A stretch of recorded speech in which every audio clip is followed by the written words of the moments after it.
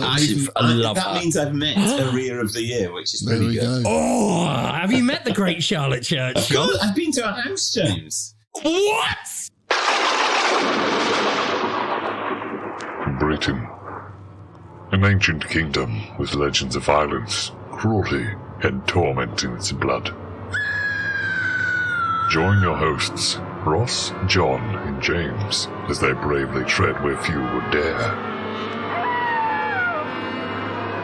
Witness their journey into the horrific history of British horror. They are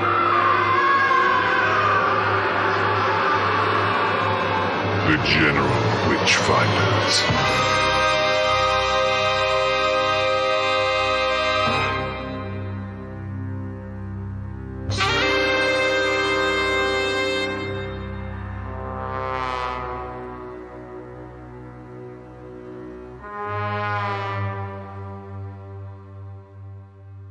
Ladies and gentlemen, goblins and ghouls, welcome to the 13th episode of the General Witchfinders podcast. I'm James in Bournemouth on the south coast of England. And that's unlucky for some. And I'm John Pountney and I'm in South Wales, which is in the south of Wales. But it is lucky because you're here. And I'm Ross in Dorchester, southern England. And today, or tonight, we are entering the dead of night. It's just dead of night. It's not the dead. Okay. Dead of night.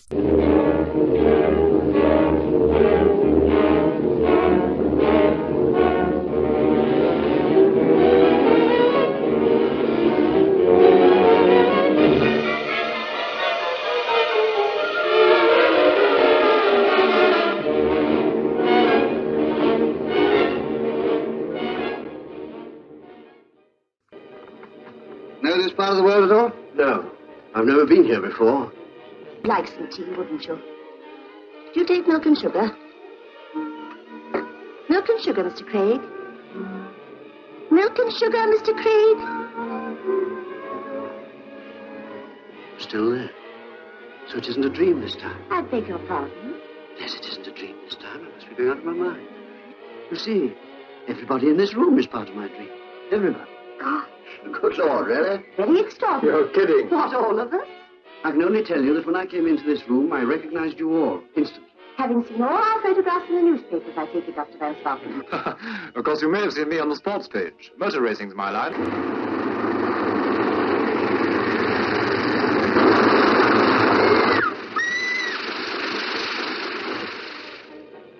Peter, it's the mirror. Mr. Rutherford told me about it. That's why I came back. It belonged to a man who was crippled, who accused his wife just as you're now accusing me. Peter, you must listen to me.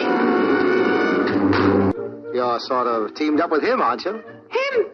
My good man, think nothing of it. I'm just about through with that cheap ham anyway. Oh. Okay, Peter. Temper. You'll be sorry for this later, you know. Yes, suppose I will. Let's play another game. Yes, hide and seek. Who's to hide? I'll hide. Yes, Mr. Craig will hide. Mr. Craig will hide.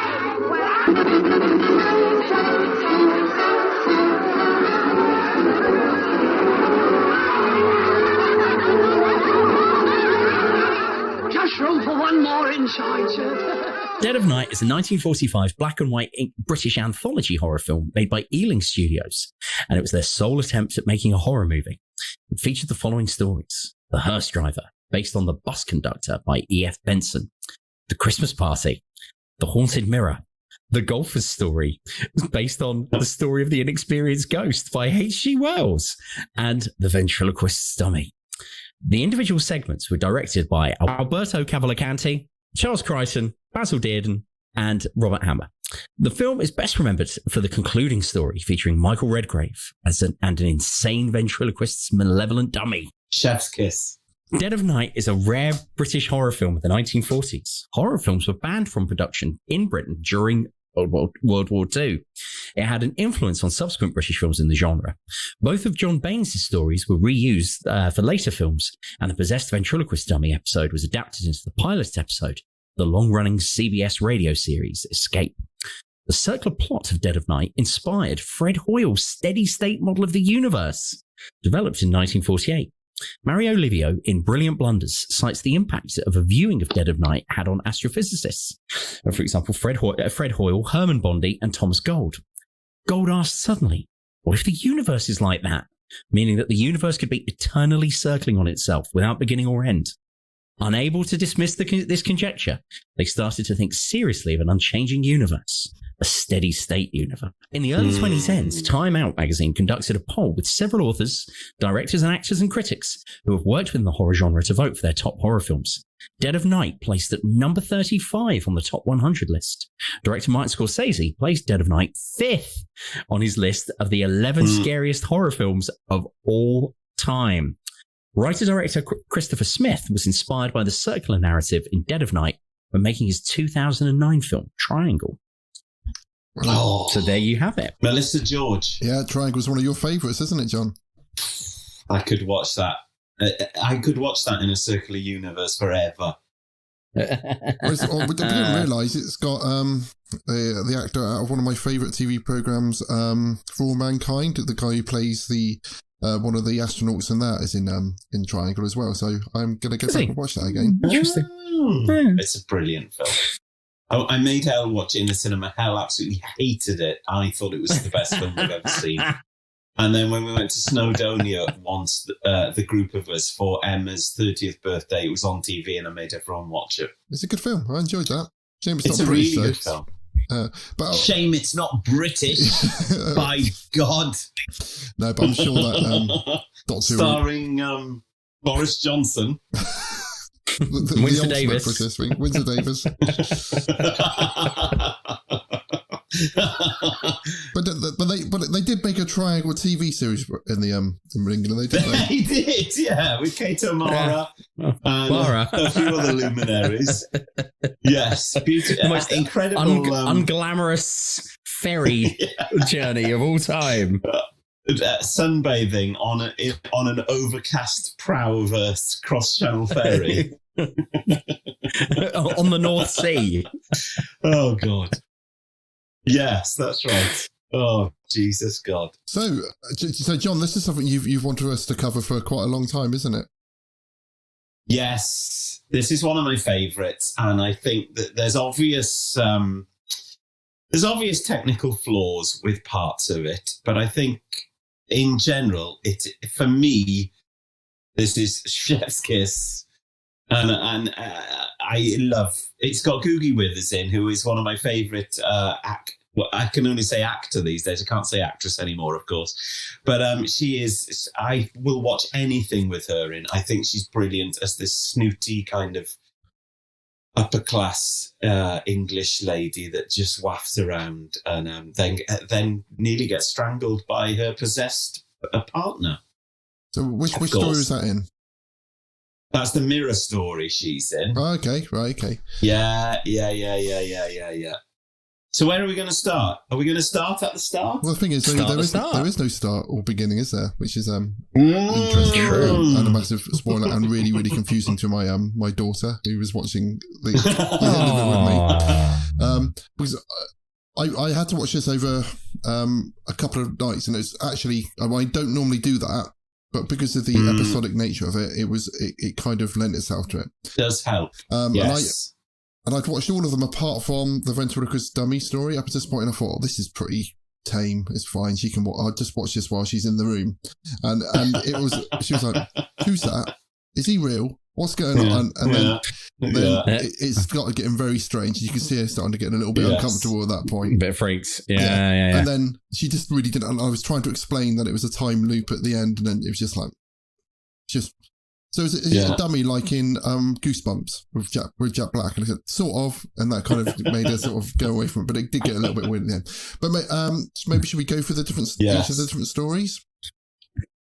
I think just like a light overview of them rather than forensic investigation. Yes. Yeah.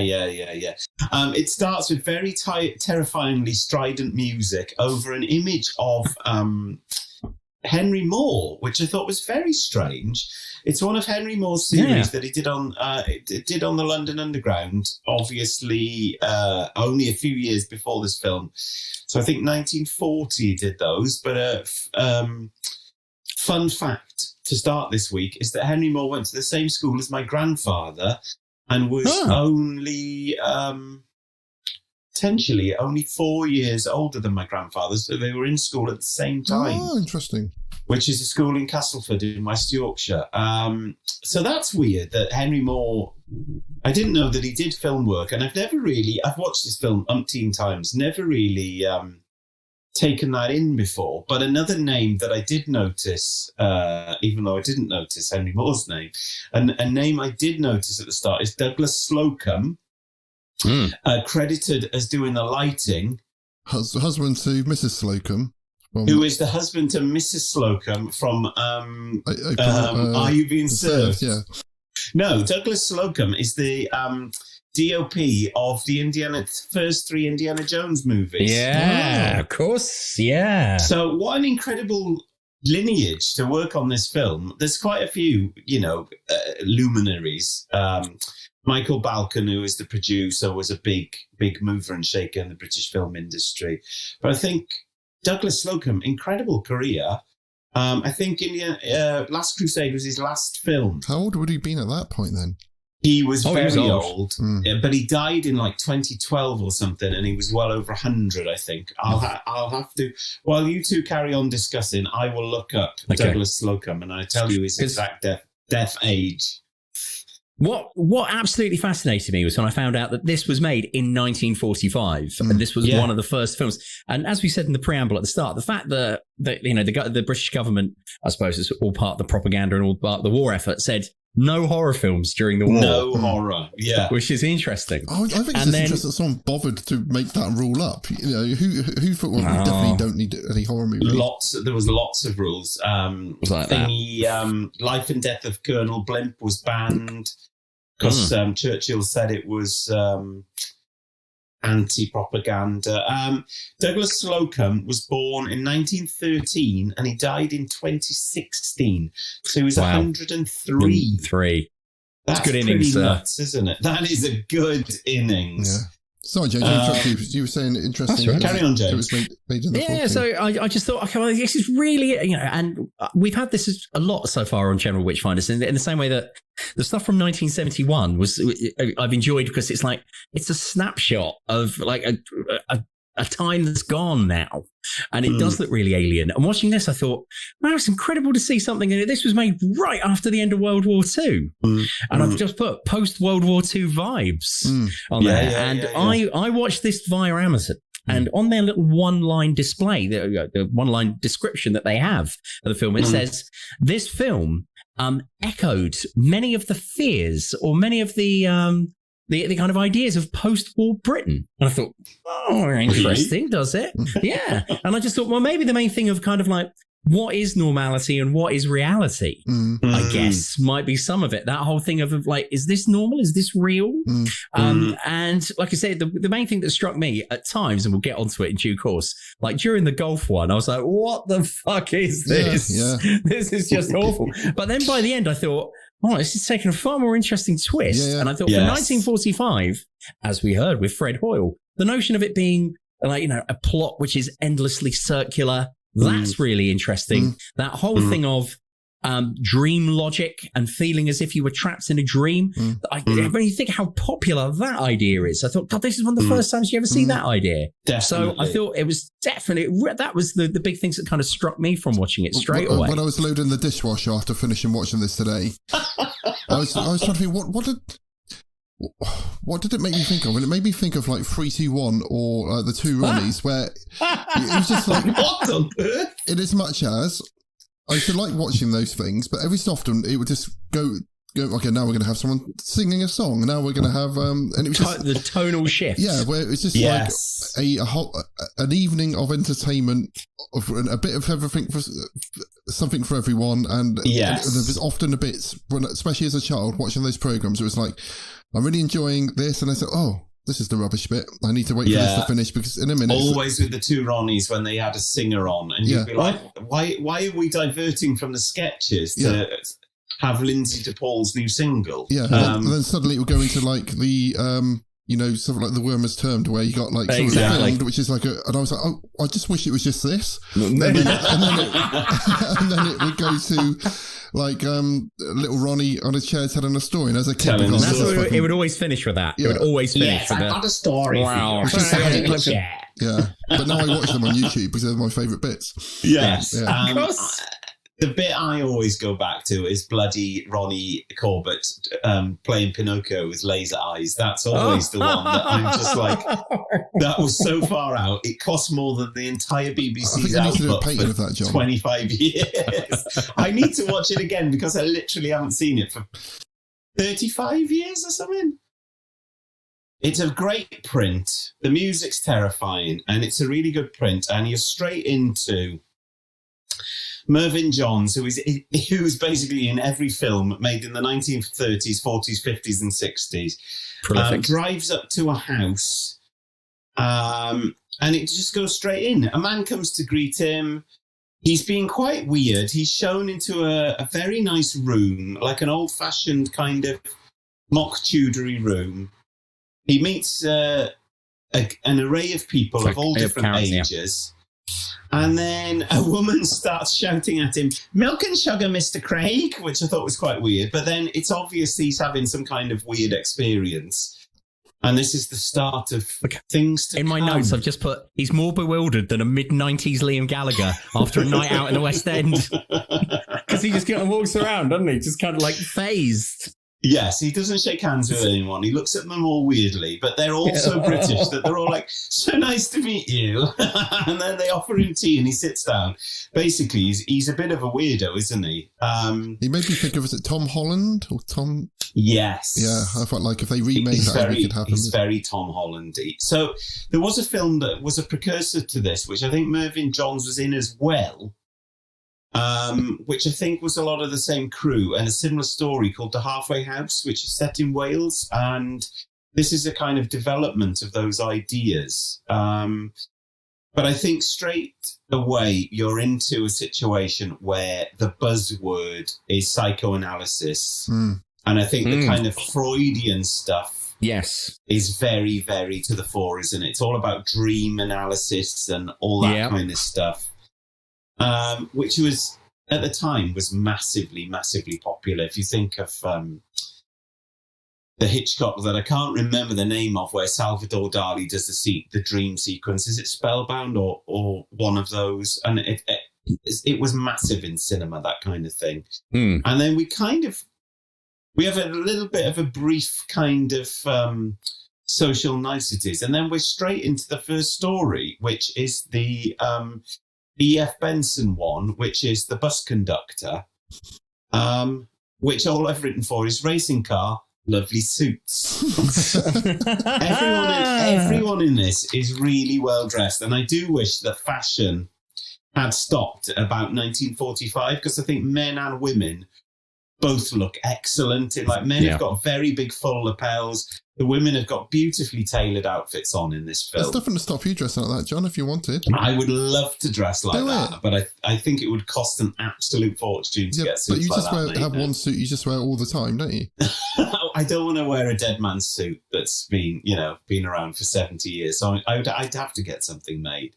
Yeah, I enjoyed the first story. So basically, it's someone who was having... So it's quite very similar to the actual the linking story. Someone who's having a premonition of something horrible which is going to happen. Essentially, he dreams that there's a hearse outside his window, hospital room, and then the hearse driver says, "Come aboard. There's room for one more person." And then later on, after he's discharged from hospital, a bus conductor says the same thing to him. He doesn't get on the bus, and then due to being freaked out. Yeah, and then we cut to some models from Thomas the Tank Engine crashing over the edge of and the bus crashes. And I love the model shot. I think it's amazing. The opening scene is a model shot, and then that's a model shot as well, which is really weird. So the guy driving the hearse and the guy who's the bus conductor is Miles Malleson, born in 1888. Wow. The same year as the Jack the Ripper murders, but also a bit of a regular in many of the types of films that we watch. Was that a real crash? A real motor motor crash that they showed? Yes, I think it's stock footage of a real stock car derby kind of crash, isn't it? So there was one bit in that story where there was like the noise of like the wind coming through the curtains. The sound editing is amazing. Which I thought, this is going to be really good. And it got my expectations up maybe a little bit too high for the rest of the stories. Really? Because I really liked that. I thought that was really quite unnerving and it felt very modern, that kind of the sound and the feel of going out to those windows. I enjoyed that part. The clock ticking, and then it's just like a spotlight on the curtain, isn't it? Yeah. It was quite he opens the curtains, and then it has been nighttime and it's daytime. Then he sees the hearse, and the guy says, "Room for one more inside, sir? None more." And then that's the line which is repeated later, which puts him off getting in the bus. And then obviously we see the brilliant model shot. The model shot, I think, is more successful than I think what alerts you to the model shot is the dreadful cutaway shot of the hands very unconvincingly steering the bus wheel and the foot pressing the brake, which is just a really unnecessary, just really badly edited. But it's 4:15, isn't it? And he thinks, 4:15. And then when he realizes. Yes. So then straight away. So that's a very slight episode, isn't it? It's very, very quick. Yeah. But then we come back into the room, and he starts telling everyone that I've seen all of you before. So a woman's going to come into the room.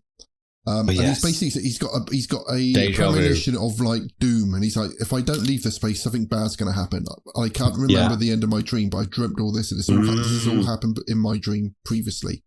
And it is a strange mishmash of characters. You got a young girl, you got like an old woman, you've got like your suave, fellow, isn't he? And you've got the old woman is never explained, is she? Which is quite weird. The old woman is never explained. No. So she never tells a story either, does she? No, which is quite odd. And you never find out why they're there either. You find out why he's there because he's come to talk about building an extension on this house or something. Yeah. But you never find why all these people are grouped together. I've written the clothes are perfect. And then in inverted commas, I've written unspeakably evil. I can't remember what the context is. He says something, I'm going to do something, or I'm going to endure something unspeakably evil. I seem to remember him saying evil. But just the one thing with putting my pretentiousness hat back on for a second, before we get on to story number 2, there was one bit that I just made a note of that I really liked, is when they're talking about this and when he starts going, I feel like I know that this is all going to happen and this is all kind of predestined and I know exactly what you're all going to do. And one of them says, maybe none of us exist at all. Oh. And I've written down that this reminds me of the Pirandello play, 6 Characters in Search of an Author, which is kind of like from sort of like the late 1800s, and that's when kind of characters become self-aware and become aware of the fact that they are in a play and that they are part of the play. And I thought, I wonder if that was that. If that was a little bit of a nod to that in some way, shape or form. Yeah. And also I thought was remarkable is that, as John absolutely correctly says, it was my other big note, is that really you can see the influence of psychology on this 100%. And one of the explanations given as to how he might know all of them is they all go, you might have seen our picture. And then the amazing thing is the one character goes, I've never had my picture taken. Oh, yeah. And then she goes, oh, no, you have once to him. And I thought, my God, that's amazing. Yeah. You couldn't say that now. We live it, that's something that's changed in, CCTV and everything. Yeah. That's a lifetime. It's a very good script. It's very postmodern and it's really, for its age, it feels a lot fresher, the script, than Hellraiser, which we did last time. Yeah, God almighty, yeah. The script for Hellraiser was written on a slate in ancient Greece, as far as I could tell. It was so awful.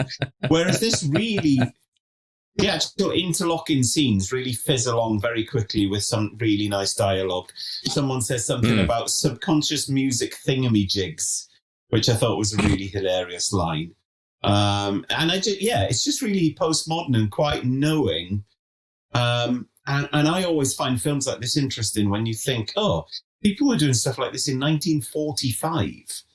That's an awful long time ago to be kind of media literate, because it's like, oh, you've seen all of us in the paper, which is quite an interesting, like you say, James, quite an interesting concept. I can see, yeah. And quite similar to, now with, oh, you've seen me on social media, then it would have been, you've seen me in the bloody court circulars or whatever.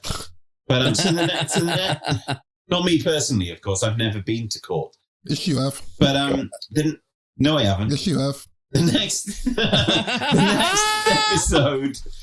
next episode is the children's party episode, which starts with a horrible sound of children's laughter and a setting which made me think a bit of Manderley and Rebecca, with that kind of the kind of thing that you have in Rebecca, where everyone wants them to have this bloody party, so they have to have this party, and that was the vibe I got from this. It's one of those places where we're going to have a children's party. Yeah, so it's a children's Christmas party, isn't it? With loads of horrible children.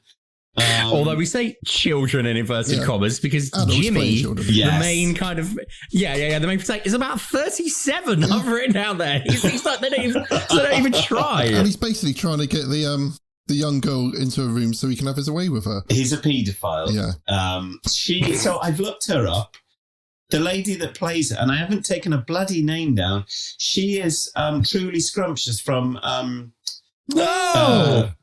what do you bloody call it? Chitty Bang Bang. Chitty Bang Bang. She's still Chitty alive. Bang Bang. Someone in this film is still alive. She's now 90. She was 15 when the film was made. So that's pretty nuts, isn't it? So it's a children's party in a big mansion. They go looking. They do a story called not a story, a game called Sardines.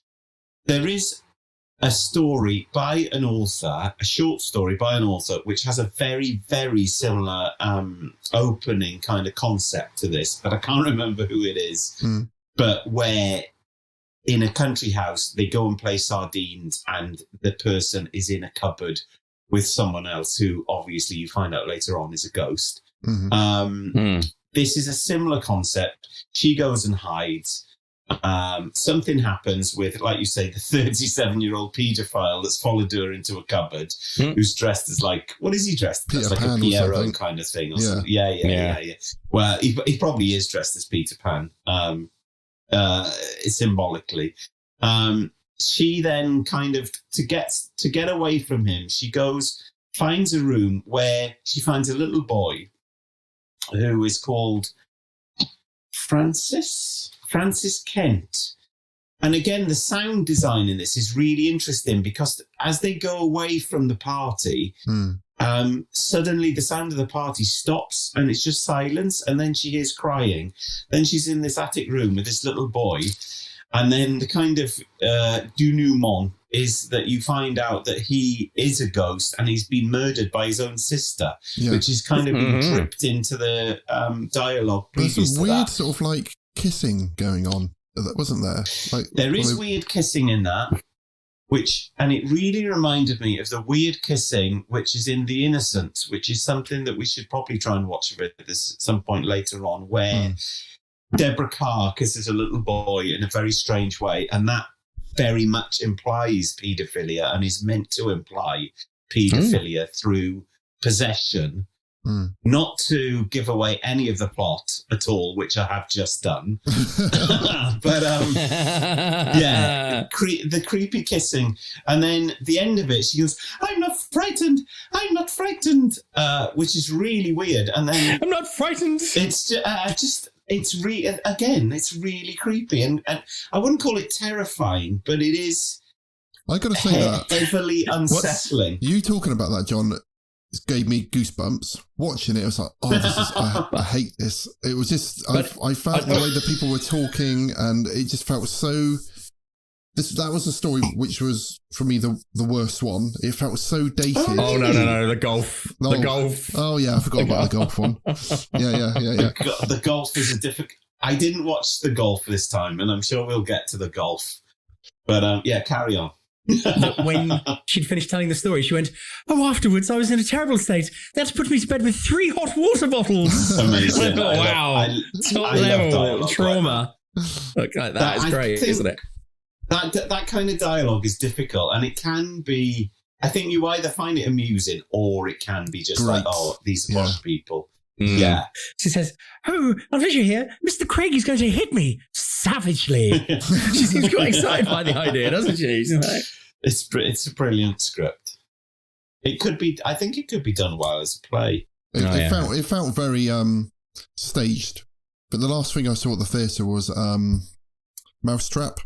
So it gave me lots of sort of vibes about that. I was about to say, was there received pronunciation ahoy, isn't there? So hello. Yeah. But Louise Jameson's in it now, because I saw it on her Twitter. It's the same set and everything, so they must have swapped her out. And I thought, it would have been... It's a shame I didn't see her in it. Leela! But watching Horror of Fang Rock really made me reconsider my love for Doctor Who. Oh, dear. Oh, no.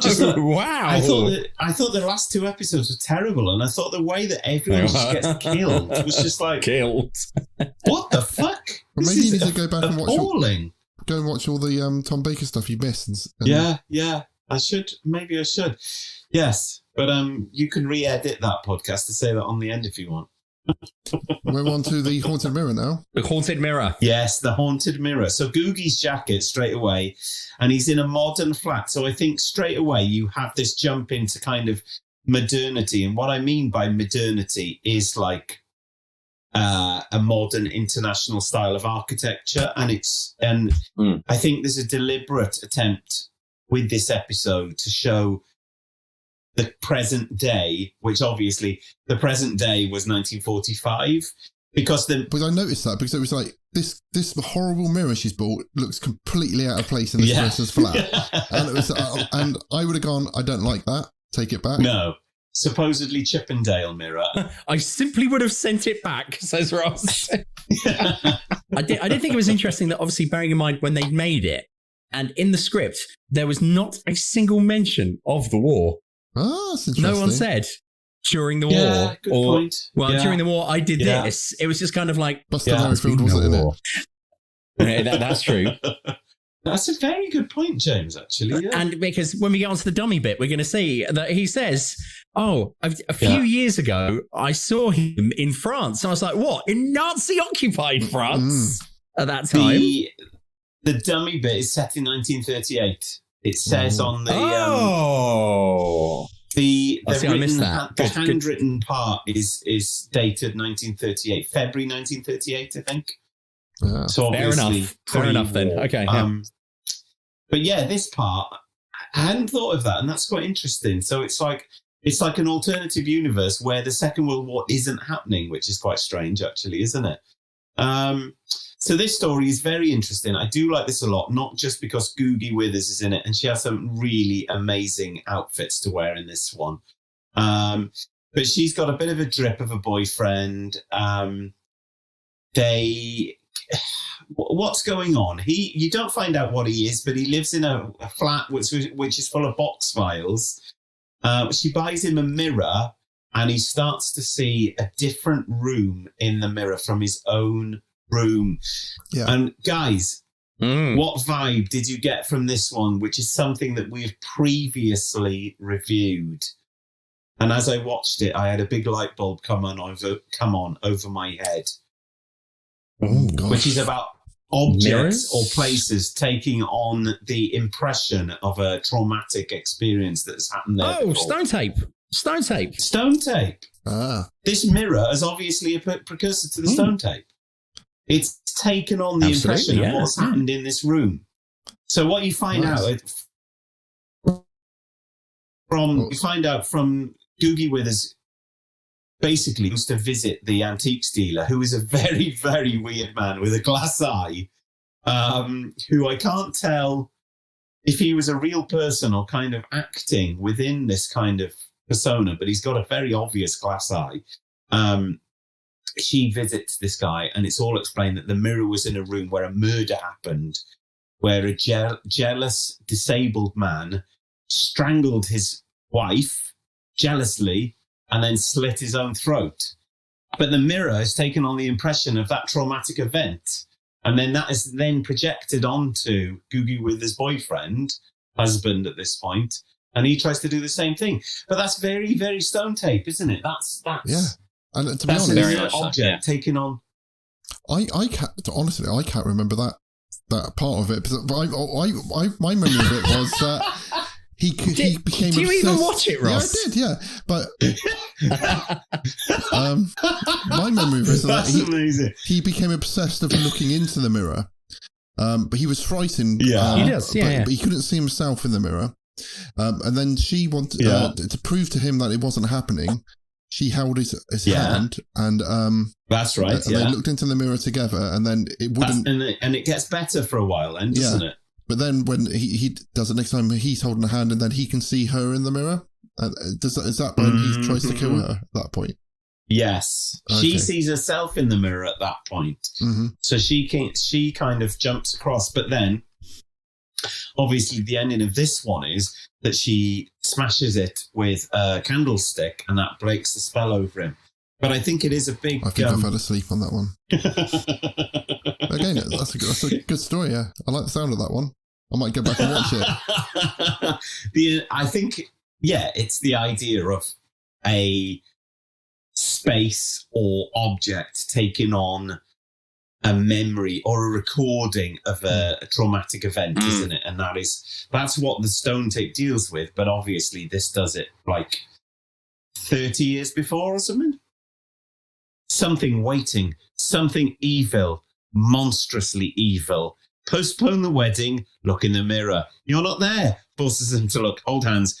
Googie is away. The mirror is back. Hang on. Next page. She'd like to... Oh, no, that's the wrong one. Oh, for fuck's sake. Antique shop. Chippendale mirror. Bed. Curious. Francis Etherington. Stone Tape idea? Question mark, question mark. It's quite good to be able to see these stories in a film, because a lot of them, there's not enough there to stretch out to a film. And often I have seen films who do try to stretch these out to like an hour and a half, 2 hours. And is that film called Hellraiser?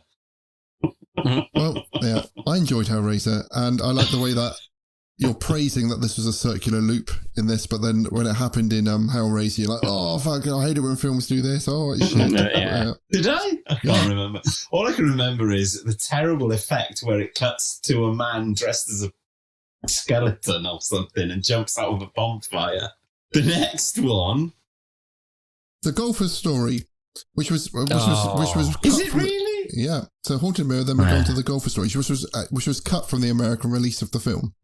Along with the Christmas party. And the Christmas party. So the precursor to the next story, they're chatting again in the room.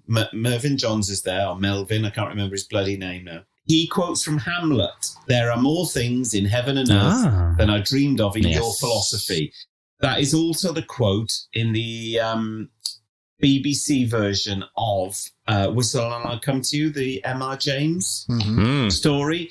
And that I had to say, and I forgot to say, so I will have to say this, the first story where the man is in bed and he's looking towards the curtains, the BBC version really, really cribs that, because Michael Horton is in bed and he looks across and he sees curtains moving. And I did think that this, again, it's weird how stuff... I don't know if it's... I don't think it's cribbed, but I think maybe it's there are certain things which scare people. The idea that there is something behind curtains in your bedroom. Is a frightening thing. But I don't know if Jonathan Meades. It's not Jonathan Meades. Jonathan.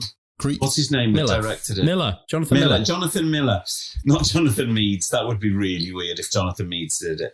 I don't know if Jonathan Miller must have seen this and maybe he'd put it in, maybe he didn't. But There were very much. I could see those echoes. It there. reminded me after I watched Manhunter, which is the original Hannibal Lecter film. Yeah. And I was very scared that someone was going to come through our patio doors, and I was saying to my mum, "There's someone trying to get in the doors," and she said, "Well, go down and have a look then."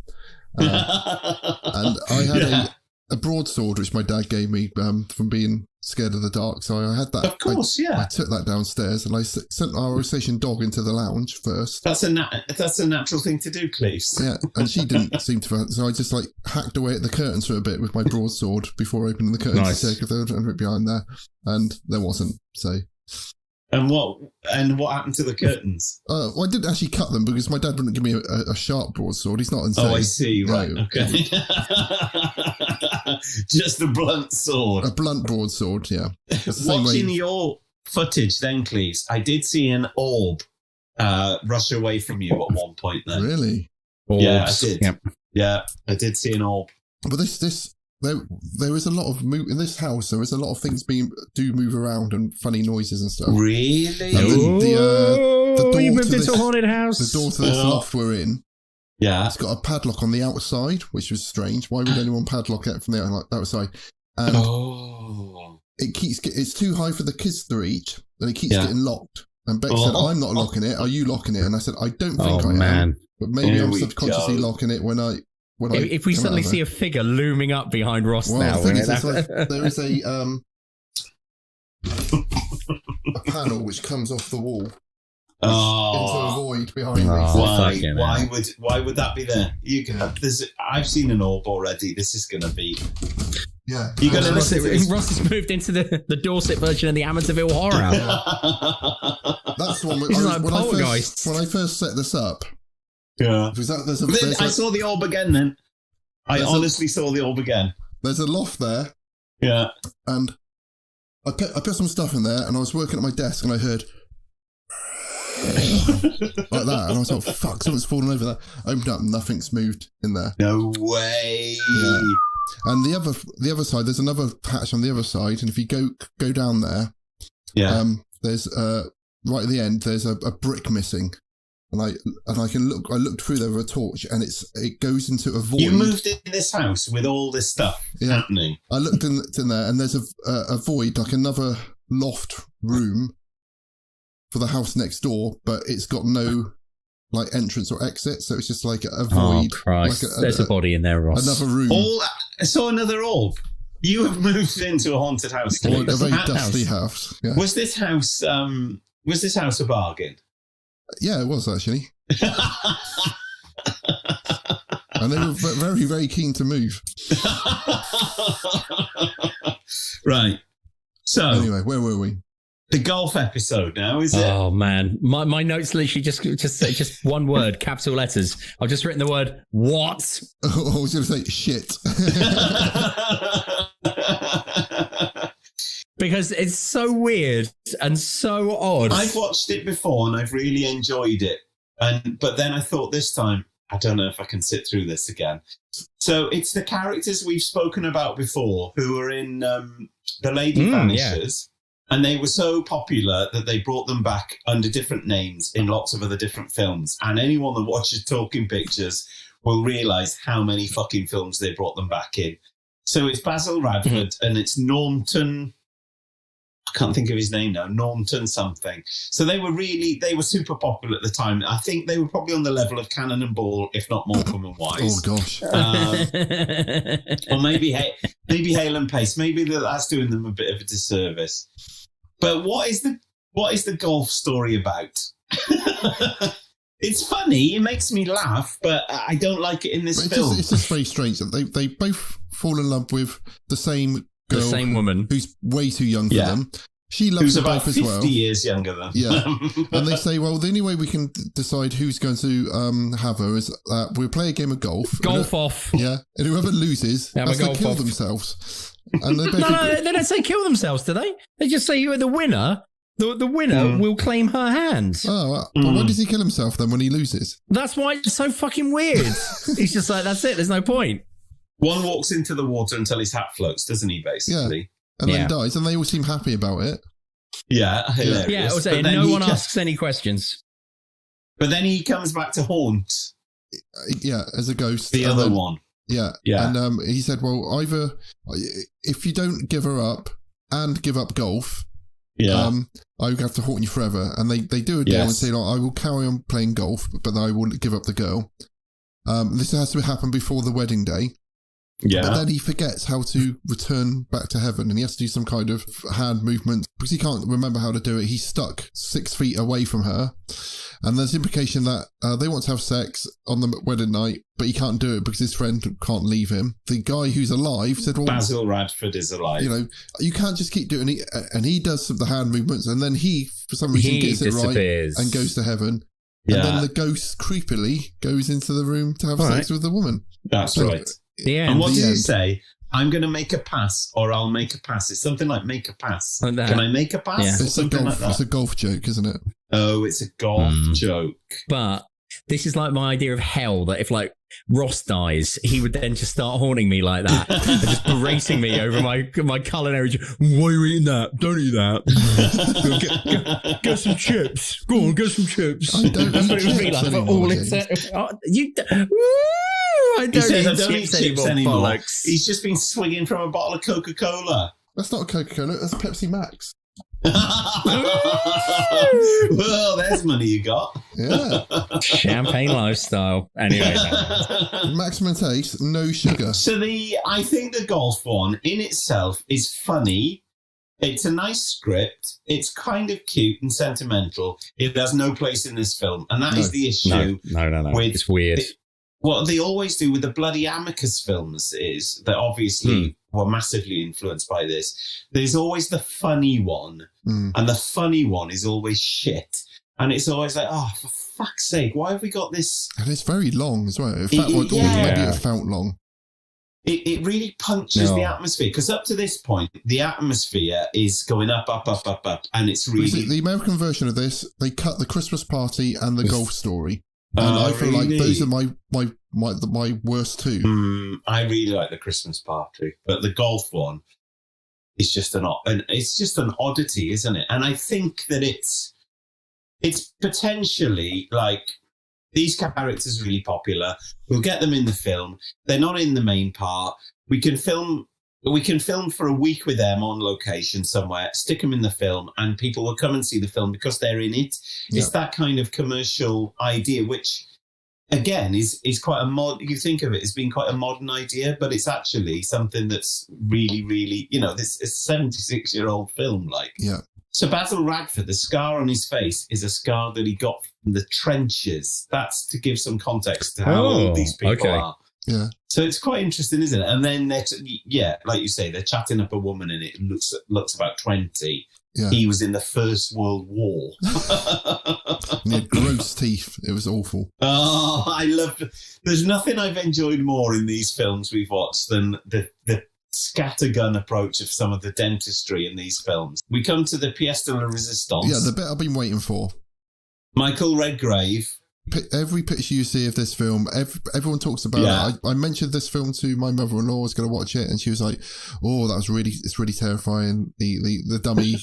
She remembered Redgrave being in it. Yeah, and this is the bit I was waiting for. Amazing. And it's the still of this is on a Damon Albarn album. Can you believe it?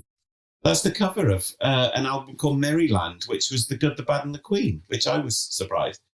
So is Michael Redgrave is the dummy, or is he? Yeah, I was trying to explain that to my daughter. So is it real? You don't know. But is he, though? You don't know. You never find out, do you? No, the dummy's called Hugo. No. Apart from the scene where he's in the room in the dark on his own. Oh. Yeah. Which was the good bit. I like that. And I felt like I've seen that before.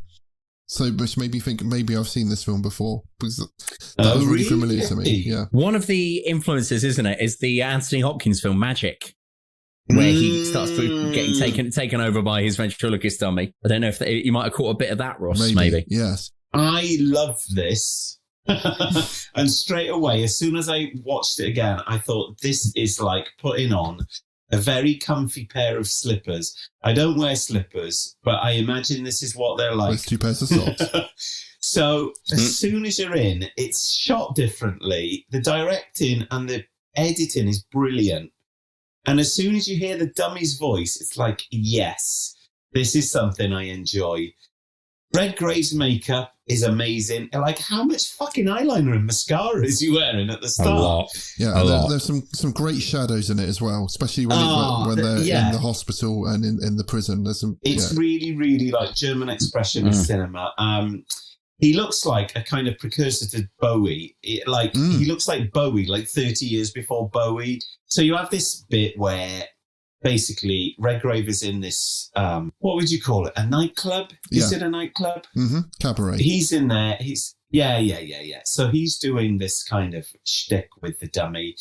An American guy comes in and says, I've heard about this ventriloquist. He's also a ventriloquist. I've heard about this other ventriloquist. I've come to check out the act. So you've got this quite long scene where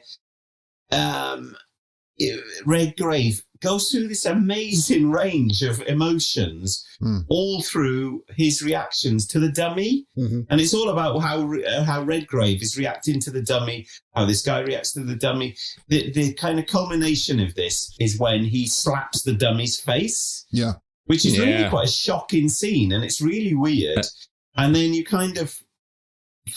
after that, it kind of breaks up a bit, and you've got this scene where the American guy comes to talk to Redgrave in his dressing room, which is beautifully shot, really amazing, contrasty, like grainy, contrasty photography. Yeah, he goes in, and the dummy's in his own in the dark, and it's talking to him.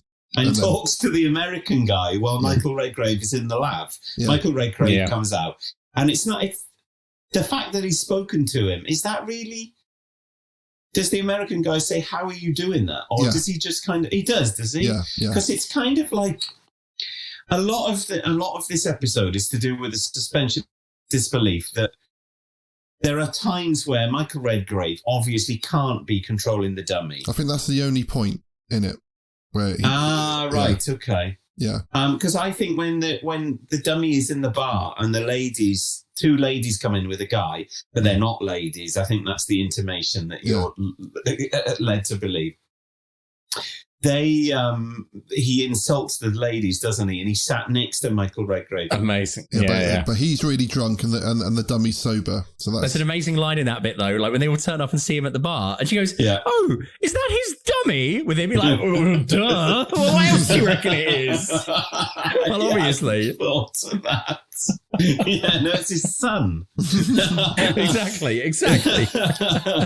The bit in the bathroom set, the bathroom dressing room set that really gets me is when the dummy bites him. Mm-hmm. Yeah. And it pans down and you see a shot of the bite mark with all the blood coming out of it. I just think it's brilliant. It reminds me of when I went to see Keith Harris and Orville at the Pavilion. In Bournemouth. Did Chuckles the monkey bite him? This is classic General Witchfinder, where we've gone from high culture to the lowest of culture. No, I was at an age where I wasn't sure if Orville was real or not, and I was pretty. 17. Yeah, I think it was because on the TV show there was a point where at the end. Because I was like, well, I think he's doing both those puppets. I think like the guy is the same voice as Orville and Cuddles, but then at the end of the show on TV, he'd be holding Orville, and then Cuddles would come out and start jumping around, and it was obviously someone in a suit. But as a child, I was like, that's making me question my idea of how this is working, because they're both on the screen at the same time, and Cuddles is independent from the. From Keith, but then went Harris. So went to see Orville at the Pavilion in Bournemouth, and there was a bit where, and I was like, not sure, it maybe is a puppet, and then Keith Harris put Orville down on the floor, walked off stage, and then Orville followed him off. It was obviously remote control, but then I was like, no, it's definitely it's definitely real. I got to go down and stroke him at the front, and he sort of flapped his wings and swiveled his head around. Was there an aspect of fear to seeing Orville move of his own accord, Cleves? Like he was possessed. No, almost. but there was an aspect of fear when I went to see the Muppets show in the same theatre, where the only puppets in that were the Muppet Babies. And the rest of the time, it was people dressed up in Muppet suits. And there was a point where an animal ran into the crowd, and Dr. Heath ran up to my mum, and my mum screamed blue murder. I said, "Get him away from me! Get him away from me!" And that made me really, really scared. So you're talking about full-size humans dressed as the Muppets. Muppets, yeah, running into the audience. That's terrifying. No one wants that, do they? I also had a very life-changing experience there as well, where I went to see Heidi High live in the same theatre. And there was a point where the lady Yellowcoats with Sylvia and all the other ones ran down the aisle next to me, and I had a very strange feeling. Got very embarrassed of seeing the lady Yellowcoats in their very short shorts walking run past me, and I was like, "Gosh, this is making me feel awkward and strange." And anyway. Probably cut that You're out. listening to In the Psychiatrist's Chair with Ross Cleaver. Yeah, three things that went badly wrong in Bournemouth Pavilion, and I'm not sure if I saw the Hello live show. I can't. I got it's like a weird half memory that I did, but maybe I didn't. I can't believe you went to all this stuff. I never got to go to anything like this when I was a kid. My dad worked there, so we got to get free tickets. Oh, I see. Yeah. I think. We had to go. We had Russian actors staying in our bed and breakfast, so we had to go and see a play in Russian in Stratford Civic Hall, which had a translation through headsets, and the headsets didn't work. The play was about 3 hours long. Bizarrely, I was sat next to Don Henderson of TV fame, who was in the Paradise Club with Leslie Grantham, and he smelled really strong of like oil of cloves. This is like 1991. I was just like, what? Like the smell of Brute makes me think of going to these things. Because my dad would put lots of Brute on and wear all his gold rings. He's going to go to the theatre. Weird. I went to see Russ Abbott's Summer Madhouse as well. I know my dad. Keith was on stage with Bella Emberg. My dad, and there was a big cannon on the stage. Blunder Woman. Yeah. And my dad said, "There's going to be a really loud noise in a minute." And I put my fingers in my ears. Yeah. No. And then he went, "No, there's not." And then the cannon went off, and I shat myself. But I think he was like. The trust between son and father was lost at that point. And that was it. So we're talking mid-80s Bournemouth just lined them up and fucking smashed them out, didn't it? Yeah. The BBC like entertainment, absolute Goliaths, heavyweights. Yeah. All was Edmund? Did Edmonds make an appearance? Are we talking as big as Edmonds, or are he we probably did a road show? Summertime. Yeah. I remember going down and seeing Steve Wright at the Peer Approach on a BBC. Yeah, I went to see the Eggs on Legs Big Breakfast sort of on tour on Bournemouth Beach. No way. Yeah. So I'm going to throw a name out there now. It's a big name. It's a heavy name. Dave Lee Travis. Travis. Was he there? Was Travis there? Not that I saw. Oh, maybe a little bit too young for the DLT on too big for Bournemouth. Yeah. That's his autobiography. Too southern. Anything outside of Yorkshire, really, wasn't it? No kids. TLT. It's not about kids, okay? No, come on. First things first. It's not kids. And John, have you seen? We've gone so off track, but I don't care. John, have you seen the book of photographs that Dave Lee Travis did of famous women? Yeah, I've said it. Yeah. I would genuinely love a copy of it. Their boobs. Wait for it, Ross. Him and Sandy Toksvig. No, that story the other day about Sandy Toksvig wasn't Dave Lee Travis. We just need to point that out. Just say, we don't reveal who. We are not going to reveal who touched Sandy Toksvig's boobs, but it wasn't Dave Lee Travis. It was not. Was it beeped out, or did we not? It was beeped out. It was Sonic. It was beeped out. Sonic screwdrivered out. And so was she. There you go, Ross. Okay. Right. So So that was the last story. So we need to say what happened. No, we haven't finished. We haven't finished. So basically, we have a bit. So then, to try and pull this back together now, we come back into to go back into Dead of Night. I can't remember where we got to, but Michael Redgrave has gone loopy and he's in a cell, isn't he? The pseudo Freud doctor puts Hugo in the cell with him, and Hugo starts kind of humiliating him, which results in Hugo having a bit of a slap and eventually being stamped on the floor, which is quite a horrifying scene. Yeah, my daughter didn't like that.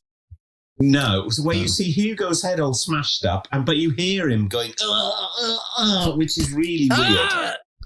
It's not as bad as hearing you make that noise, John. That was very strange. But then I massively got big shades of the ending of Psycho here, where the end of Psycho, you get this kind of quack come in who kind of says, Norman has gone. Norman is his mother now. It's basically the same kind of wrap-up, isn't it? Where they explain that they go into the cell, they visit Michael Redgrave. He starts talking with the voice of Hugo, which is exactly what happens at the end of Psycho. Yeah. And then they without the amazing skull over the face. Yeah, which is, but there is a crossfade where you see Michael Redgrave's face superimposed briefly over the set of the room that they're all in. Do you? Oh, I didn't see that. I've never noticed before, yeah. So I don't know if I'm watching a different print or a better frame rate or whatever these days. Maybe if it's on VHS or something in the past, you wouldn't have noticed.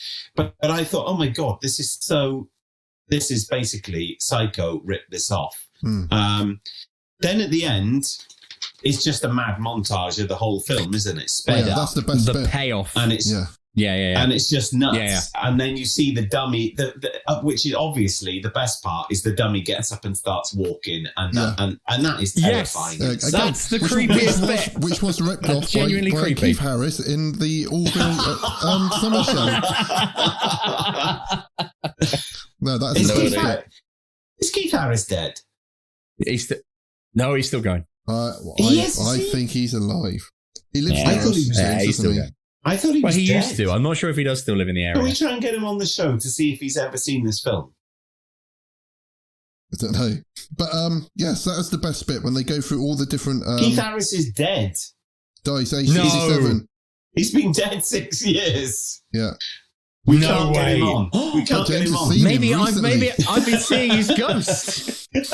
I'm really shocked. I'm genuinely shocked by that. I'm normally pretty good on celebrity deaths. James is dead. He died in Blackpool in 2015. Oh, man. Yeah. He was born in 1947. Was he having sex with a fan dressed as Cuddles? Keith Shenton. Yeah. Shenton Harris. Orville and Cuddles. I wonder where they are now. Have they been buried with him? It's like the end of Raiders of the Lost Ark. They've just been put in a crate somewhere, underground. Legless and featherless in the attic. Well, I hope they're not in the same box because he ate that duck.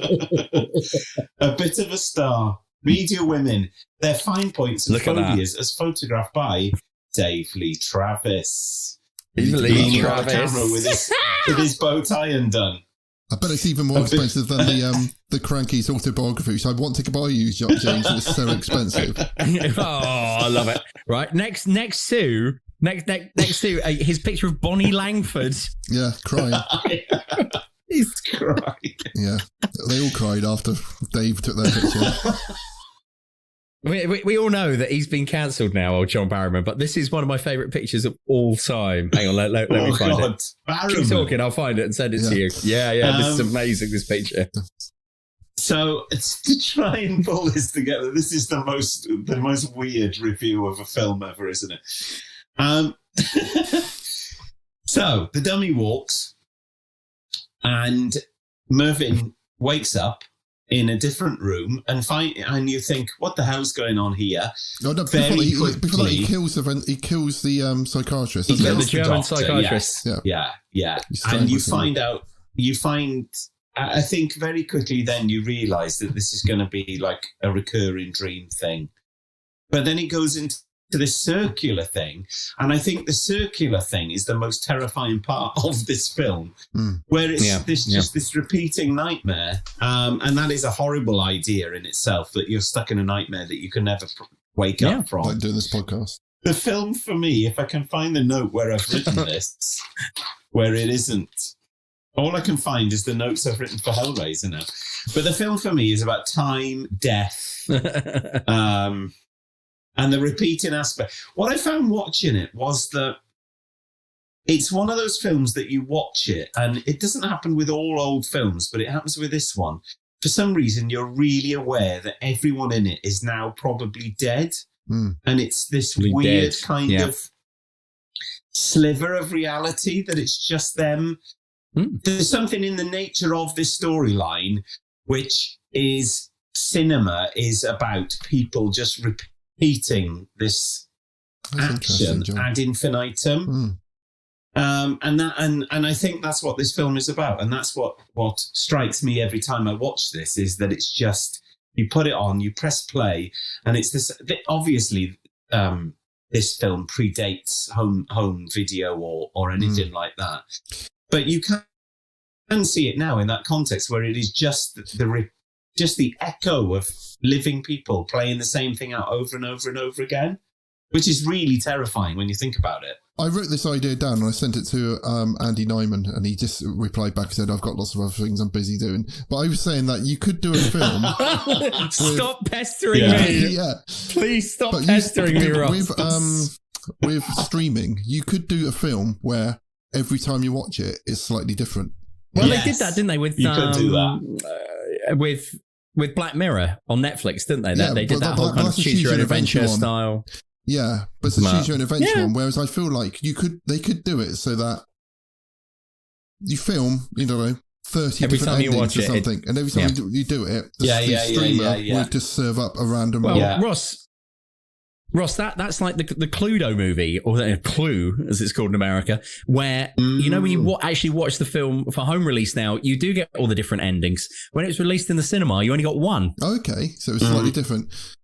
Yeah. So depending on which one you went to see, you got a totally different ending. Yeah, I think. Yeah. So there's no new idea. It's like watching Gremlins 2 on at the cinema and on video. It's slightly different because you get Hulk Hogan in the cinema and you get something else in anyway. Yeah. So what you both said reminds me of a TV Leviathan from 1987 or 88, which I think was called Write Your Own Story or Make Your Own Story. Sylvester McCoy. Yes. With TV. Yes, Sylvester I remember McCoy. this. So desperately tried to put ideas onto this on children's BBC. And now, of course, I look back on it now and realise it was probably all fixed. Right? Because all of my ideas... Yeah. No. But also it's like... And then aliens turn up. And I'm thinking about like the children's BBC budget. It would have been like huge. Yeah. What are the huge characters? budget. It was never going to happen. And they was going, we could do anything, like make snow. Yeah. It's like snow would come down. Yeah, CSO.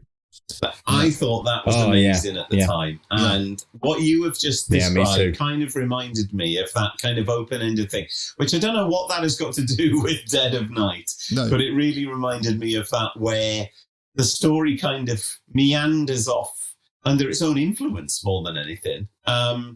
It probably all was totally fixed. We need to pitch Screen Cymru Wales or something, a remake of Dead of Night for streamers where it's different. There's like 20 different versions of it, and people, but we don't tell anyone that's what I'm trying to say. Yeah. Yes, but my idea that Dead of Night is a film about cinema in itself and a constantly repeating thing is quite a good idea, isn't it? Yeah, it's very good, John. But you didn't need to make us tell you it was a good idea. Just to validate yourself. Yeah, no, I just thought that's a very good idea, and that's probably the first time doing this podcast done, I've had a good idea. Thank you, John. Yeah, very good, aren't you? Yes, I am. Thanks for coming. So, what did you all think of this film? My original review was going to be 1 out of 5 because oh my God. I originally only enjoyed the last story and the when it went all surreal at the very end. However, I've increased that to a 2 out of 5 since talking to you guys, because I enjoyed it a lot more thinking about it, and there's a lot more. Yeah, I think my memories were looking back. And what did you give Hellraiser, Ross? I think it was like 27 out of 5, wasn't it? No, let's have a look. I think I gave Hellraiser a 3. Oh my God. We're different people with different loves. I gave Hellraiser 3. No, I gave Hellraiser 3. So they're similar scores. Oh my God. Do you know? Can you see how much of a better film this is than Hellraiser, though? I enjoyed Hellraiser more. Wow. James, what did you think? I once again, there were times, especially during the golf segment, and that I was like, oh man, I'm not sure about this. But as I said, the more I watched it, and the more I sat with it, and the more I realized of how advanced it was for the time, its cultural significance, the influence that it's gone on to have, and also the sophistication of that ending. And for the spooky bit when the ventriloquist dummy gets up, 3 out of 5 for me. 3 out of 5. Well done. Yeah, it's a high score for James. Doesn't give him anything higher than a 3. It is. Apart from Never Trust a Rabbit. It is. There you go. Rabbit. Yeah, correct. John, what are you going to give it? I'm giving it 5 out of 5. 5 out of 5. There we go. Awesome. The golf segment, I'm giving 1 out of 5. Yeah. You can skip that. Absolute shit. Yeah. I don't know why any horror film ever needs an element of comedy, unless it's potentially like The Bride of Frankenstein or something. Because I would rather have a witty and literate script than an obvious attempt at comedy, which always really spoils the pacing of something. Okay, would we survive this film? Well, it's not a case of survive. It's just a case of will we just keep reliving this film over and over again? I don't think it was possible. Is what I would say. Yeah. Can you escape this film? I don't think you can escape the film. And that's the interesting thing about this film. When the characters leave the room, do they just stop existing? Do they even exist in the first place? That's the whole thing, isn't it? Yeah. Is it just a fever dream that this Mervyn John's character is just constantly repeating? I just think maybe it's just the age of the film, because I think all these ideas are absolutely brilliant, and it did feel a little bit strange watching a film of this kind of time and the way people were talking, and I think tackling some of these subjects, it felt that was good. But for me, the first story was all right, and there was elements on that got me excited for it, but it didn't get good again until the last story and the final sort of like wrap up of it all. But yeah, it was good. I'm glad I watched it. Do you prefer films where people are clad in rubber, Ross, and they're stood in like lofts with nails in their heads? Yes, I do.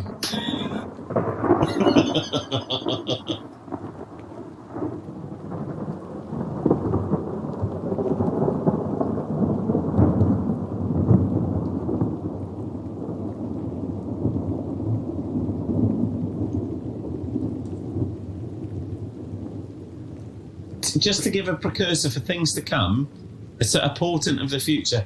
Have you both started reading The Fog yet? Not yet. I've got it. I haven't got my copy yet.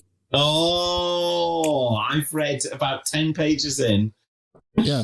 So our most successful episode out of everything we've done so far has been the James Herbert's The Rat. I think over about 25% of all downloads we've had have been of all the episodes. Brilliant. So that's of the total episodes we've done. About 20% of all that we've done out of 13 episodes have been for The Rat. So therefore, we are going to go back to the Herbert universe. The Herbert well. Yeah, for The Fog. Yeah. So if anyone wants to read along with us, read along. Get yourself a copy of The Fog by James Herbert, and we will be reviewing that hopefully in. So we should probably say what we're doing next. We're going to be doing The Omen next. The next episode is going to be The Omen. Amazing. So thrilled. Cannot wait. So 2 weeks time. It's all for you, Damien. It's all for you. Amazing. In 2 weeks' time, we'll be doing The Omen. Following that, we will be doing... Yes. We don't normally review, but we will be doing The Earth Dies Screaming following The Omen. Yeah. And then we will be doing... Precursors to the Mondasian Cybermen. Yes. So then we will be doing James Herbert's The Fog. So... cool. You've got six weeks or so to finish that book, listeners. So come back for that.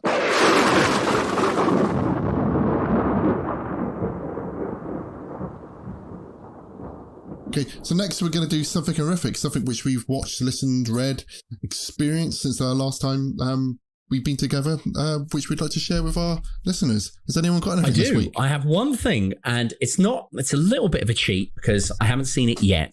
But the moment that I saw and read about this film, I just thought, General Witchfinders, this is so absolutely in the sweet spot for us. Okay. And I thought we're going to have to watch it at some point. Now, guys, if you look at your phones, I've just sent it to you.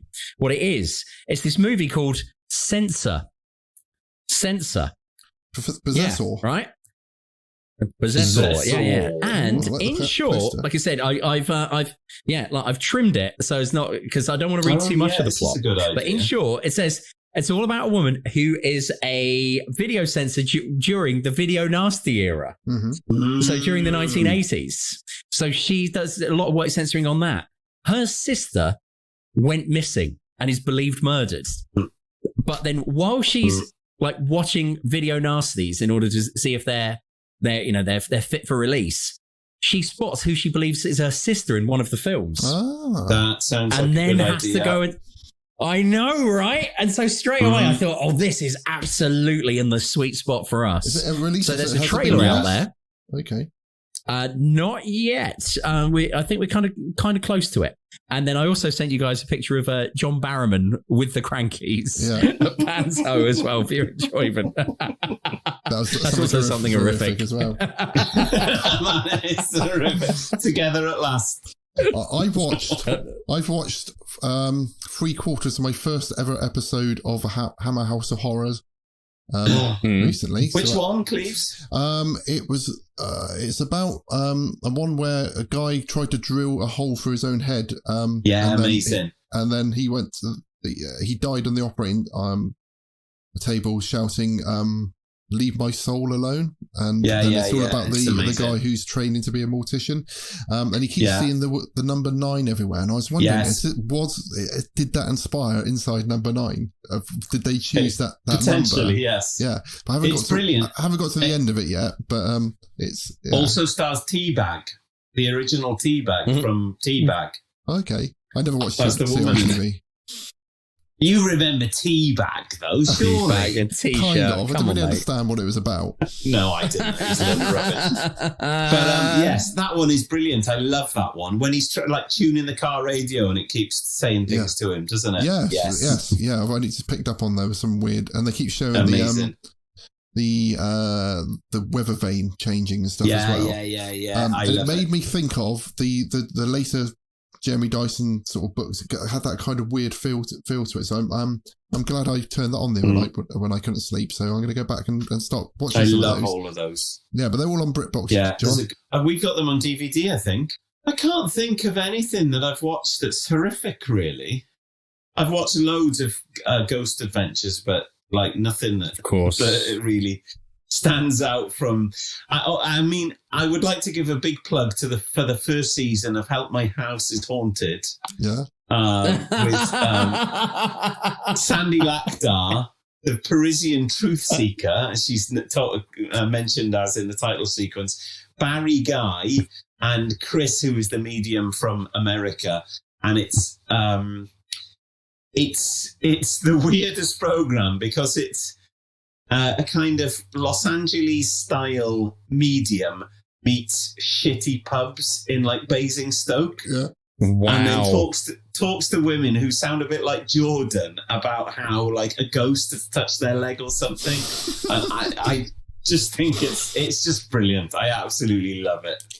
And then they'll have like a token like historian on talking about Roundheads. It's everything that I love, basically. Fantastic. A very, very low amount of horror or ghosts, to be honest. Almost no horror or ghosts at all, but a lot of entertainment.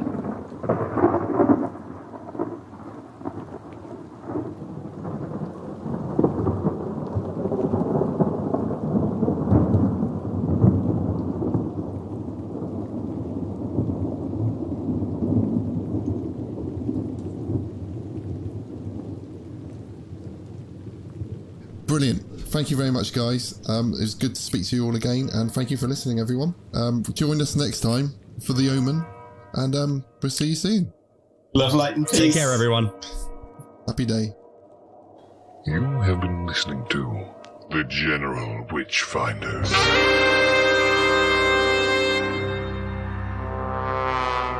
Support the show and continue the conversation at patreon.com/General Witchfinders. Subscribe and spread the word at generalwitchfinders.com. Farewell, and don't have nightmares.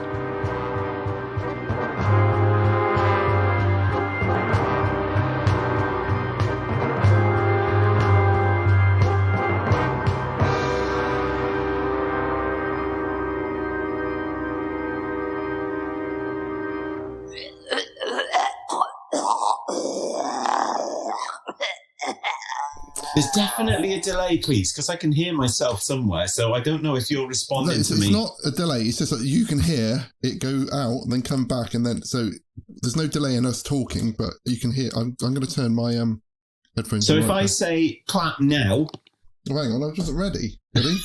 Clap now. Okay, that's fine. Okay, good. I'm glad you're happy. Your what are they called? Reflexes are okay. Thank you. What's that? It looks like a bifter. It's a pen. It's a Wessex School Training Partnership. Four colour pen. And it's the one that I normally make my notes. Well, it's like writing things like green at school. That's right, yeah. Yeah, this podcast has led us all to start smoking the drugs. What? When I was in my corner shop tonight, they're selling lollipops that have cannabis oil in. Really? Wow. Genuine CBD oil in kiddies' lollipops. Can you imagine? It's disgusting, isn't it? I'm going to find the list of the rear of the year so you can go through Sue Pollard, rear. I can't believe he's going to be in my search history. Van Uten. He was definitely one. I'm going to go through them and for there's you. that weird picture. I'm going to read you through. Okay, rear of the year started in 1976. Oh, Barbara Windsor. Yeah. So then they didn't do it again until 1981, so there was a big gap there. No rears. They couldn't find one. No. Then Felicity Kendall. Yes. 1982. Incredible. Look at that. Look at that image. Quattro. Quattro, yes. Legit. Lulu. Lulu. Elaine Paige. Look at that cursed image. Oh. I don't know who. Lucy DePaul. Lucy DePaul. Yeah. She was a singer. And Michael Barrymore in 1986. Anita Dobson. Oh my god! Stop! Pollard, look at Pollard here. Sue Pollard won What in is this 1988. picture of her? Okay, 1989. That's terrifying. 1989 and 1990, no competition. They didn't hold it. I thought you were going to say. I thought you were going to say Arafat then. No. Yasser Arafat. Sue Pollard almost killed the competition off.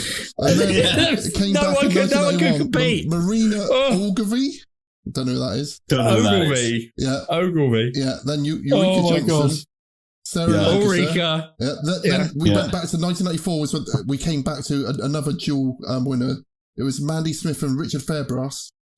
And again, Richard Fairbrass! From Right Said Fred. Yeah. COVID deniers.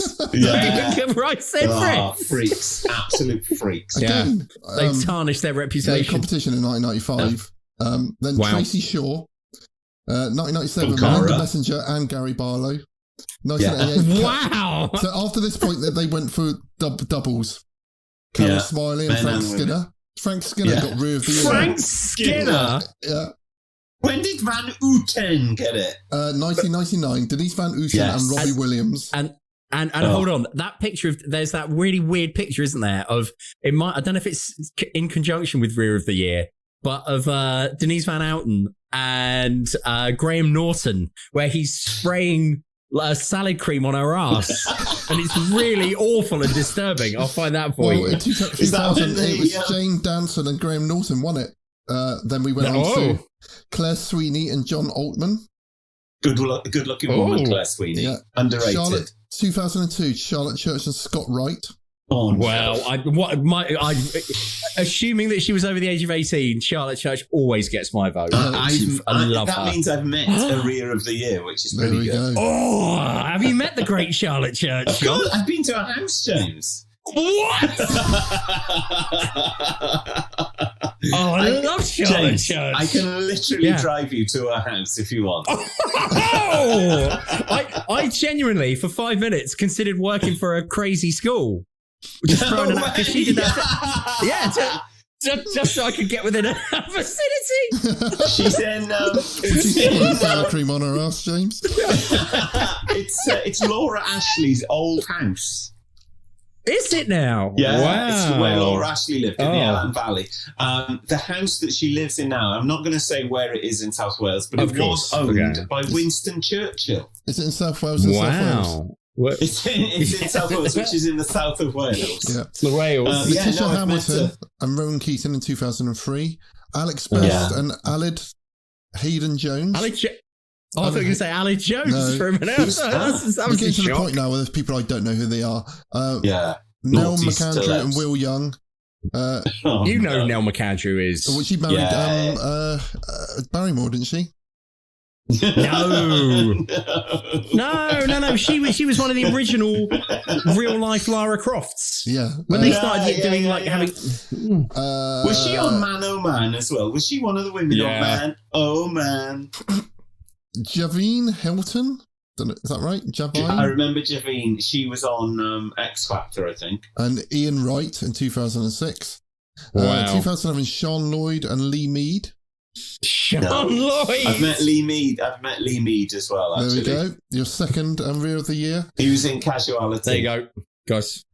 Jennifer Ellison. Yeah, okay. Look at that image. James. Just so you'll see the horror. Oh, gosh. Oh, my God. That was an actual photo shoot. Oh, my God. Here we go. Jennifer Ellison and Ryan Thomas. Rachel Stevens and Russell Watson. Fiona Bruce and Ricky Whittle. Carol Vorderman and Anton de Burke in 2011. Of course, Vorderman. Yeah. They've done it into the last 10 years. Yeah, well, it's gone up to... They didn't hold it in 2020. So... no way. Shabanan? Sorry. Siobhan? No, Siobhan. No. Siobhan? Shobna. Siobhan? Siobhan? Galati? Gautier? Siobhan Gautier? and John Barrowman in 2012. Oh, Barrowman again? Yeah. He'd already had it before.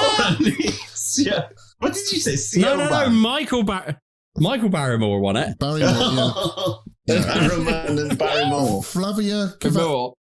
Flavia. Yeah, Flavia. Flavia was my favourite dancer from Strictly. She is by far the best. Yeah, and Vincent Simoni in 2013. Yeah.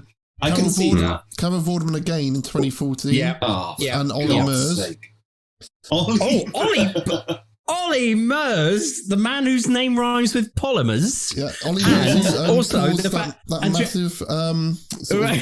That's the other thing that he did. Yeah. He said people said that there was a terrorist assault on Oxford Street, and everyone started freaking out. Kim Marsh and Daniel Radcliffe in 2015. Radders? Yeah. Radders is Rear of the Year. Jennifer Metcalf and Tom Hiddleston in 2016. Yeah. Fair enough. He's a good-looking man, Hiddleston, Rachel Riley and Idris Elba in 2017. Whoa. These people didn't turn up to the ceremony, did they? I don't think. Michelle Keegan and Aidan Turner. in 2018. Amanda Holden and Andy Murray in 2019, and no competition in 2020. That's it. So we're awaiting this year, 2021. Yeah, if it's going to happen.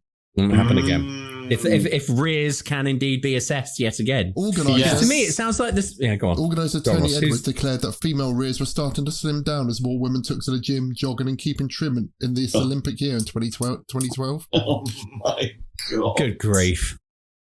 Yeah, Good grief. Edwards the only one who's had it twice. Really? Yeah. And rear of the year. Yeah. Exactly. Wow. I feel like I've met Carol Vorderman, but I don't think I have. Not yet. It's just a fevered wank dream. Okay, that's it. Van Houten.